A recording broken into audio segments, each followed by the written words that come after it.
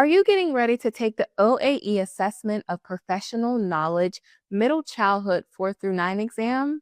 Good news, you're in the right place. Hi, I'm Donita, a test prep expert and teacher certification specialist with study.com. Today, I'm breaking down my top 10 tips to help you study efficiently, test with confidence, and pass the exam like a pro, even if you're currently Googling how to not panic during my exams. Let's dive right in.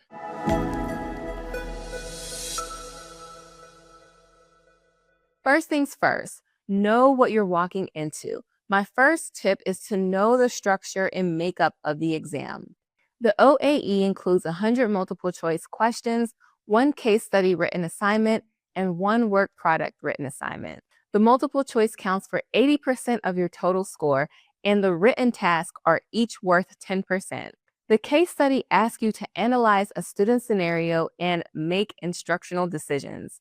And the work product has you reflect on your teaching practice and professional responsibilities. Both sections are scored by trained evaluators using a 4-point scale and a 3 key criteria: purpose, professional knowledge, and rationale and support. A score of 4 shows through knowledge and clear, well-supported response, while 1 reflects minimal understanding or a lack of relevant detail. The OAE 002 is a computer-based test with a 15-minute tutorial and agreement that you'll complete before the timer starts. You'll have 3 hours to complete the exam. That's 180 minutes to get through all 3 sections. The exam's passing score is 220 points, and there's also a $109 testing fee to register. You'll definitely want to visit the official test page at www.oh.nesinc.com to look at their exam breakdown. Knowing the exam's key details helps you plan everything for test day. And now that you know the formatting and logistics of the exam, let's focus on the content. There are 3 core domains you need to know, so let's dive in. The OAE 002 is divided into 3 core domains, and each one is tied to specific teaching competencies you'll need to know. Let's break them down. Domain 1 is student development and learning and makes up 24% of your exam. This section focuses on how children in grades 4 through 9 grow, learn, and thrive in the classroom. You'll need to understand how to create learning environments that are developmentally appropriate and show your awareness of cultural and learning differences. This includes child development milestones, learning theories, and how to support learners from diverse backgrounds. Domain 2 is assessment, instruction, and the learning environment. This makes up 50% of the test, the largest portion. This domain emphasizes learning, planning, instructional techniques, behavior, and assessment strategies. You'll need to understand how to design effective lessons, integrate technology, and differentiate instruction to meet your students' needs. You'll also demonstrate classroom management techniques and how to build student independence and engagement. Domain 3 is the professional environment. This is the final 26% of your score. This section evaluates your understanding of professional roles, responsibilities, and collaboration. You'll need to show how teachers work with families, their colleagues, and communities to support student success. You'll also need to show your knowledge of ethics, educational policies, and how you'll grow as a lifelong learner. All 3 domains appear in the multiple choice and written tasks, so you'll need to understand the competencies. Then you can apply them no matter what the question is. Now that you know what's on the exam, let's talk about time management because it can make or break your performance. You have 3 hours to complete the exam, so pace is super important. To keep your pacing steady, aim to spend about 1 minute per multiple choice question. That'll leave you 80 minutes total for the 2 written sections. Here's how you could break that down. If you spend 40 minutes on the case study, you could take 5 to 10 minutes to brainstorm and create an outline, 25 to 30 minutes to write your response, and 5 minutes to review and edit. Then do the same for the work product section.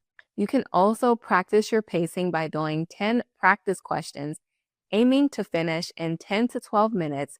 Using a stopwatch or timer as you practice can help train your brain and stay focused under pressure. Next up, let's talk study schedules. A good schedule fits your life and your learning style. Instead of cramming or aiming for daily study, start with something realistic. Maybe it's 30 minutes, 3 times a week, or weekend reviews with your classmates. As you study, you can also track your progress with a missed question journal. Write down what confused you. Was it a term, a concept, or how the question was worded? This routine turns passive review into active learning that sticks and trains your brain to test like it's just another Tuesday. Say goodbye to test day nerves. Once you've been tracking your progress and reflecting on missed questions, it's time to use that insight to level up your review strategy. Maybe you're solid on childhood development concepts, but still feel unsure about classroom management techniques. Identifying your strengths and the areas that still need work helps you study with purpose. This is where study.com shines. The OAE 002 lessons are short, to the point, and easy to follow. You can search by concept, watch a quick video, review examples, and take a quiz right after to lock it in. The best part? Study.com builds a personalized study plan based on what you've mastered and where you need improvement. That way you can focus your time where it matters most. It's like having that one super organized friend who keeps you focused and explains things clearly, no matter how many times you ask. Now let's focus on the writing section of the exam, because structure really matters. My next tip: use a structured response format to make sure you ace the written sections. You'll want to treat each response like you're explaining your teaching plan to a hiring principal. Always use a clear structure: problem, plan, why it works, and the student outcome. And remember, your responses are scored on purpose, professional knowledge, and rationale and support. So fully address each prompt, draw effective teaching strategies, and justify your decisions. My advice: take 5 to 10 minutes to brainstorm before you start writing, and always leave time to edit. Moving on from writing, let's shift back to the multiple choice section. This exam rewards best practice answers. That means answers rooted in student-centered, inclusive, research-based teaching. When in doubt, ask yourself, which answer supports all learners? Which one uses research-based strategies? And which one reflects ethical, inclusive teaching? If an answer sounds overly rigid, punitive, or one size fits all, it's probably not the right one. And speaking of strategies, you don't need to know every answer. You just need to spot the wrong one. How do you know what's wrong? Great question. Look for answers that are too extreme, too vague, or unrealistic. If an answer says, use good teaching strategies, that's way too vague. If it says, call parents daily with updates, that's just not realistic. If you can narrow an answer down to 2 choices, your odds of getting it right improve, and you keep moving with confidence. Next up, make sure you're practicing in a way that mirrors test day. If you're testing at home, the proctoring software is strict. No snacks, no background noise, no one else in the room, and no getting up. My advice: recreate those conditions when you practice. Set up your desk like it's exam day and take at least one full-length practice test under real conditions. This helps you get used to the format and pacing and troubleshoot tech issues before they impact your exam. Trust me, you don't want your first time using the software to be during the real test. Last but not least, answer every question, even if you're not sure.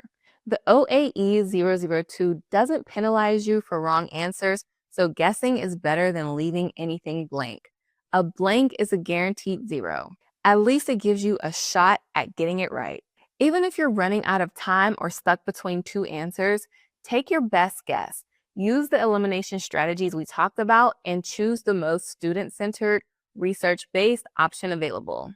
So there you have it, my top 10 tips for passing the OAE 002 exam. I always recommend checking out study.com's OAE 002 test prep course. It covers everything we talked about in more detail, with short videos, tons of practice, and clear explanations so you can learn as you go. Plus, students who complete the course have a 92% pass rate. If this video helped, give it a like, hit that subscribe, and share it with other future teachers. Good luck, and I'll be cheering you on every step of the way. Your future classroom awaits.